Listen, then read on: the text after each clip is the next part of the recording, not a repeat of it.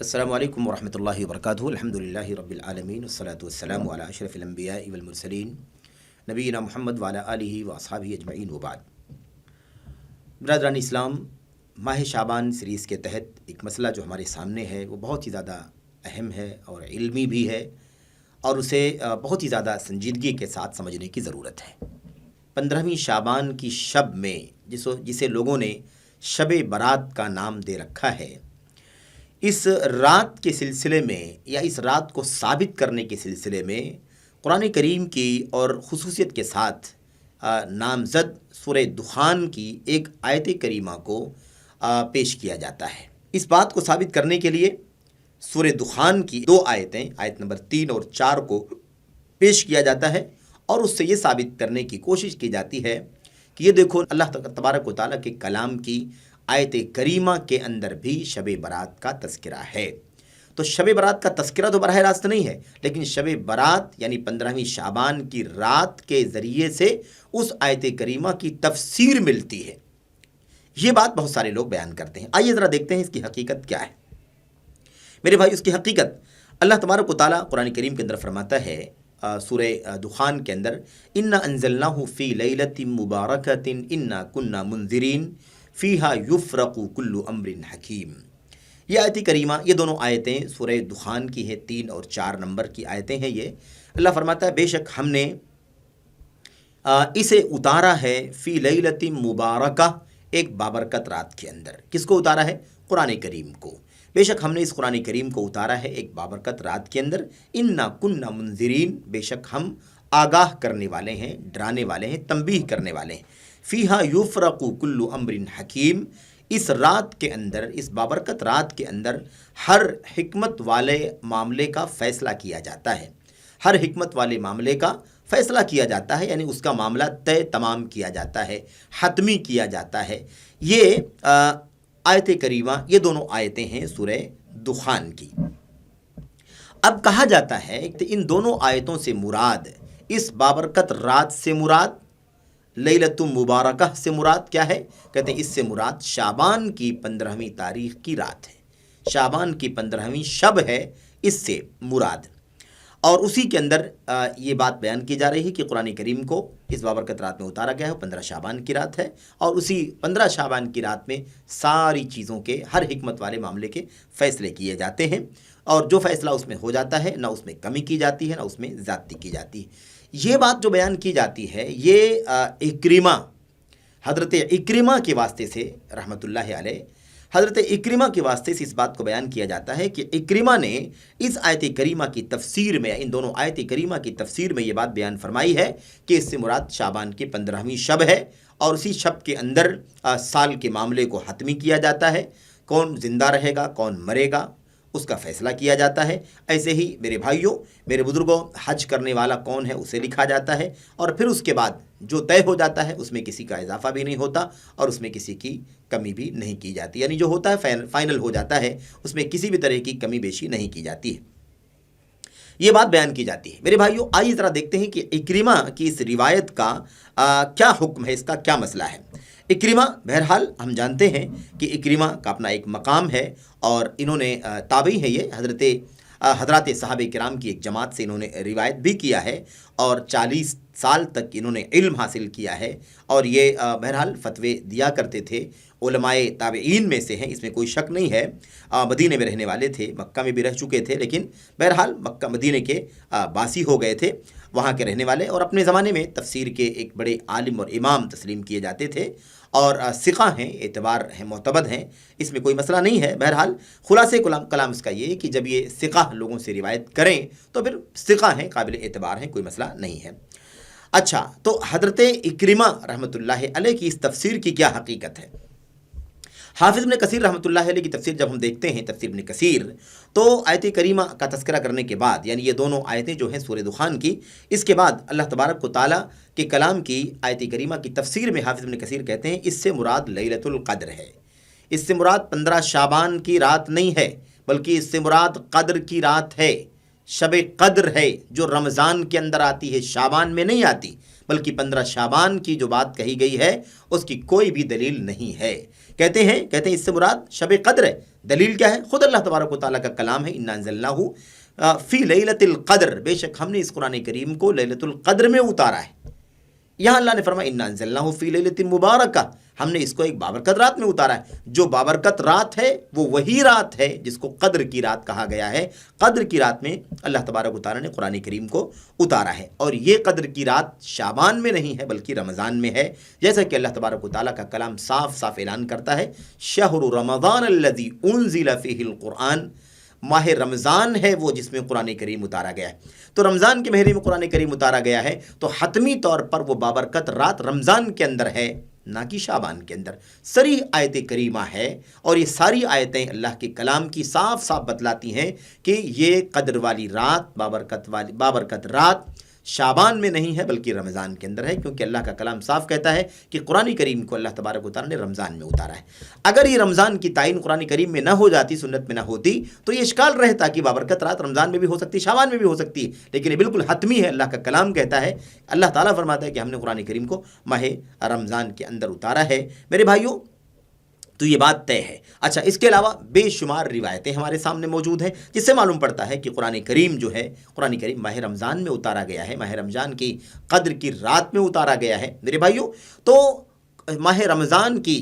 طاق راتوں میں سے کسی رات میں، جسے بابرکت رات، جسے قدر والی رات کہا گیا ہے، میرے بھائی اس رات میں قرآن کریم لوح محفوظ سے آسمان دنیا پر اتارا گیا ہے۔ اسی کو انزال کہا گیا ہے، قرآن کریم کی کئی جگہوں پر، کئی آیتوں میں اس بات کو کہا گیا ہے۔ بہرحال تو حافظ ابن کثیر رحمۃ اللہ علیہ اس بات کی وضاحت کرتے ہیں کہ یہ مراد ہے سورہ دخان کی ان دونوں آیتوں سے ہرگز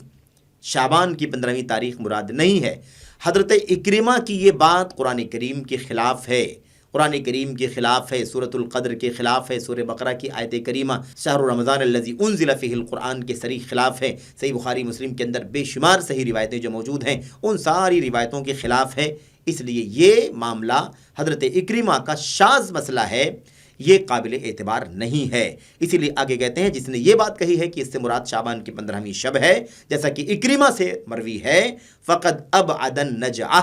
تو بہت دور کی بات ہے یہ، یعنی یہ پتہ نہیں کہاں سے یہ بات آ گئی، پتہ نہیں کہاں سے یہ تفسیر انہوں نے بیان کر دی کہ اس سے مراد شعبان کی 15ویں شب ہے۔ کیوں؟ اس لیے کہ قرآن کریم کی تو نص ہے ایک دم صریح لفظ میں، شہر رمضان الذی انزل فیہ القرآن، قرآن کریم اللہ تبارک و تعالیٰ کی طرف سے ماہ رمضان کے اندر اتارا گیا ہے، تو یہ بالکل واضح سی بات ہے۔ بہرحال تو خلاصہ کلام کیا نکلا کہ اس دونوں آیت جو سورہ دخان کی دونوں آیتیں ہیں، ان دونوں آیتوں کی تفسیر میں دو باتیں ہیں۔ ایک بات سارے امت کے ائمہ، علماء، صحابہ، تابعین، تبع تابعین سے لے کر کے آج تک کے سارے ائمہ کا موقف ہے کہ اس سے مراد شب قدر ہے، نہ کہ رمضان کی شب قدر ہے، نہ کہ اس سے مراد 15 شعبان کی رات ہے، نہیں۔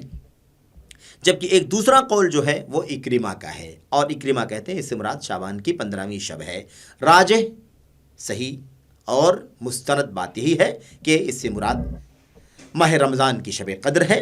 لیلۃ النصف من شعبان، یعنی ماہ شعبان کی 15ویں شب نہیں ہے۔ اللہ تبارک و تعالیٰ نے صاف صاف اپنے کلام میں اس کی وضاحت کر دی ہے۔ تو یہ بات اب یہاں ثابت ہو جاتی ہے بات کہ یہ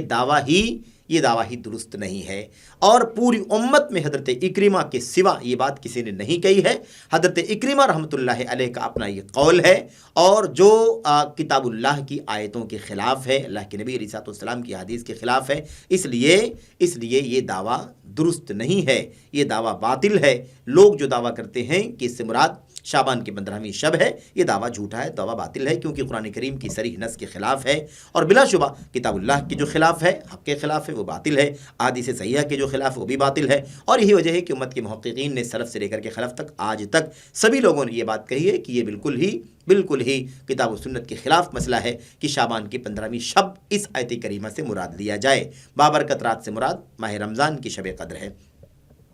ابن العربی المالکی رحمۃ اللہ علیہ نے جو چوٹی کے امام اور محدث ہیں، شارح حدیث ہیں، اور وہ اور ان کے علاوہ دیگر بہت سارے محققین نے یہ بات حتمی طور پر کہی ہے کہ اس کی کوئی بھی دلیل موجود نہیں ہے۔ میرے بھائیوں، ایک بھی دلیل موجود نہیں ہے جس سے یہ بات ثابت ہو کہ اس سے مراد شعبان کی 15ویں شب ہے۔ اور ماہ شعبان کی 15ویں شب کے سلسلے میں جتنی روایتیں ہیں، ساری کی ساری روایتیں ضعیف ہیں، ایک بھی حدیث ایسی نہیں ہے جس کی سند درست ہو، جس کی سند صحیح ہو۔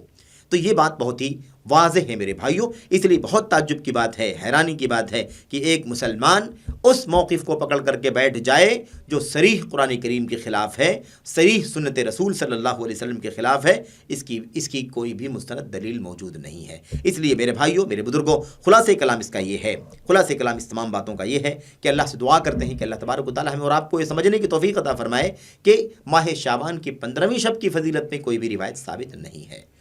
اس لیے ہمیں اس سے بچنا چاہیے، اور اس رات کو جاگنا، شب بیداری کرنا، 100 رکعت یا 12 رکعت نماز پڑھنا، دن میں روزہ رکھنا تعین کے ساتھ، جو پہلے سے رکھ رہا ہو کوئی بات نہیں وہ رکھ سکتا ہے، لیکن 15 تاریخ کو خاص کر کے روزہ رکھنا یہ بالکل درست نہیں ہے میرے بھائیو۔ یہ چیزیں بالکل مستند طور پر ہمارے سامنے آ چکی ہیں، اور یہ بھی ثابت ہو چکا ہے کہ اس کے علاوہ ساری باتیں غیر مستند ہیں۔ غیر مستند روزہ غیر مستند ہے، کوئی دلیل ثابت نہیں ہے، فضیلت جو بیان کی جاتی وہ بالکل غیر مستند ہے، اور نماز 100 رکعت یا 12 رکعت، صلاۃ الالفیہ، صلاۃ الرغائب، یا مثال کے طور پر یہ 360 سورۃ الاخلاص والی جو 12 رکعت بیان کی جاتی، یہ ساری کی ساری روایتیں میرے بھائیوں غیر مستند ہیں، بے اصل ہیں۔ اس حوالے سے ایک بات خاص طور پر میں ذکر کر دوں، کیونکہ اس کا تذکرہ عام طور پر لوگ کرتے ہیں، وہ یہ ہے کہ بعض لوگ جو ہیں وہ بعض قدیم علماء کا حوالہ دیتے ہیں، بعض ائمہ کا حوالہ دیتے ہیں۔ مثال کے طور پر امام اوزاعی کا نام بعض لوگ لیتے ہیں کہ انہوں نے اس کو مستحب سمجھا ہے کہ اس 15 شعبان کی رات میں جاگا جا سکتا ہے، عبادت کی جا سکتی ہے۔ حافظ ابن رجب رحمۃ اللہ علیہ کے بارے میں کہا جاتا ہے کہ وہ بھی کہتے تھے کہ بہرحال گنجائش ہے کہ آدمی مسجد میں تو نہ جاگے لیکن تنہا جاگ سکتا ہے۔ بعض شام کے تابعین وغیرہ، مکحول شامی اور دیگر لوگوں کے بارے میں آتا ہے کہ وہ لوگ جاگا کرتے تھے، اور پھر یہ بحث کی گئی ہے کہ اس کو مسجد میں جاگ سکتے ہیں کہ نہیں، شب بیداری کر سکتے ہیں کہ نہیں، یا مسجد میں کر سکتے ہیں تو ٹھیک ہے، نہیں کر سکتے ہیں تو گھر کے اندر کر سکتے ہیں کہ نہیں، دو رائے ہے، کوئی کہتا ہے مسجد میں کر سکتے ہیں، کوئی کہتا ہے نہیں مسجد میں نہیں کر سکتے، گھر میں جاگ سکتے ہیں۔ اس طرح کی جو ساری باتیں بیان کی جاتی ہیں میرے بھائیوں، اس کا خلاصہ یہ ہے کہ یہ ساری بحثیں اس وقت ختم ہو جاتی ہیں جب ہمارے سامنے کوئی دلیل ہی نہیں ہے۔ اگر یہ چیز ثابت ہوتی کہ ہاں ہے شب بیداری ہے روزہ رکھنا ہے، رات میں تہجد پڑھنا، قیام اللیل کرنا ہے میرے بھائیو، جشن منانا ہے، رات کو چراغاں کرنا، اگر اس کی اصل ثابت ہوتی اور یہ ثابت نہ ہوتا کہ اس کی کیفیت کیا ہے، مسجد کے اندر یا گھر کے اندر، تنہا یا جماعت کے ساتھ، تب یہ بحث آتی میرے بھائیوں کہ کیفیت معلوم نہیں ہے، اس لیے اس پر گفتگو ہو رہی ہے۔ جب یہ چیز سرے سے ثابت ہی نہیں ہے تو پھر یہ ساری بحثیں میرے بھائیوں، صحیح بات یہ ہے کہ بے معنی ہیں۔ تو ان سارے ائمہ اور علماء کے 100% احترام کے ساتھ کتاب اللہ اور سنت رسول صلی اللہ علیہ وسلم کے دلائل مقدم ہیں، اور ائمہ اور علماء امت کا 100% احترام ہے۔ ان سے غلطیاں ہوئیں، ان سے چوک ہوئی، ہم ظاہر ہے کہ ہم ان کے لیے اللہ رب العالمین سے دعائے رحمت کرتے ہیں، دعائے مغفرت کرتے ہیں کہ اللہ تبارک و تعالیٰ ان کی اجتہادی چوک جو ہوئی ہے انہیں اللہ تبارک و تعالیٰ معاف فرمائے، اور ویسے بھی ایک اجر و ثواب تو انہیں ویسے بھی ملے گا، کیونکہ انہوں نے علم کے معاملے میں کوشش کی ہے، اجتہاد کیا ہے۔ اگر صحیح ہوتا تو دونوں، اور صحیح نہیں ہوتا ایک ہوتا، درست غلط ہو جائے اجتہاد تب بھی ایک ثواب،